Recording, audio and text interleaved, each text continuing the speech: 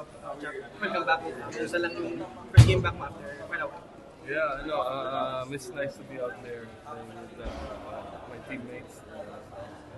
Yun din, yeah, kumbaga parang preparation na rin for the playoffs.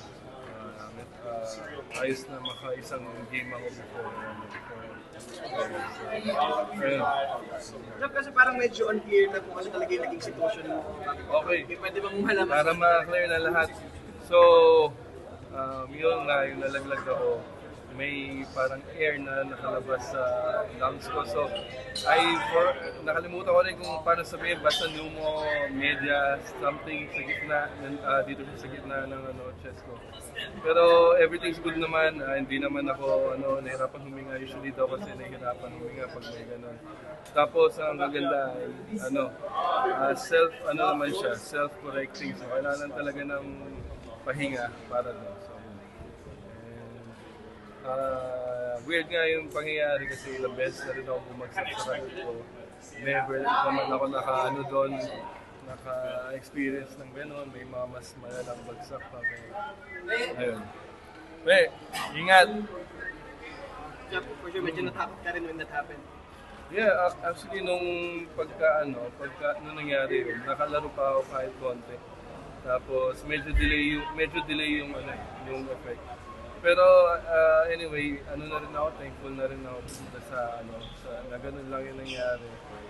Yun, wala nang ibang hindi naman masyadong malala. Although, yun nga, usually daw hindi naman ako nahirapang huminga ako. Yun lang. Hoy! See you! Job nga, parang first game back mo pa, TNT and Paul, kumusta lang yung experience going up against it? Iba. Kahit tagal ko na sa naglalaro ng basketball, akala ko, you thought, you've seen it all, then biglang may ball na darating. Kakaiba, 7-3. See you, man. Good game, yeah. Tapos ganun yung guard skill, iba. Yun, tinry ko makuha yung rating ko, tinry ko Nice assist!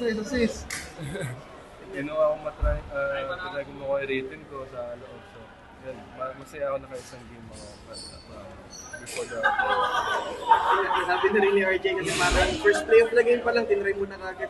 Hanggang si Paul, just stop also. Hindi ko alam pa. Basta, gano'n naman yung play namin usually, yung backdoor sa triangle. So, it's a staple in our offense, in our play. Kahit sila Justin, kahit sila Troy, mga backdoor. So, yun, tinry ko talaga makuha yung rhythm ko talaga. So, unfortunately, hindi pumasok. Pero, yun, total team member talaga, nag-share kami ng mga roles kung paano depensa ang TNT. So, yun. Sorry na po natanong na kamusta ka na dun sa after yung nangyari sa'yo na hospital ka. Ngayon ba wala nang okay ka na o nararamdaman ka pa? Yeah, before ako makabalik sa practice talaga nagpa-clear muna ako sa doctor. Pero ano ba nangyari nun? Nahirap ka bang huminga? Medyo delay yung effect. So medyo nakalaro pa konti. Tapos everything talaga, parang sakto talaga yung pangyayari.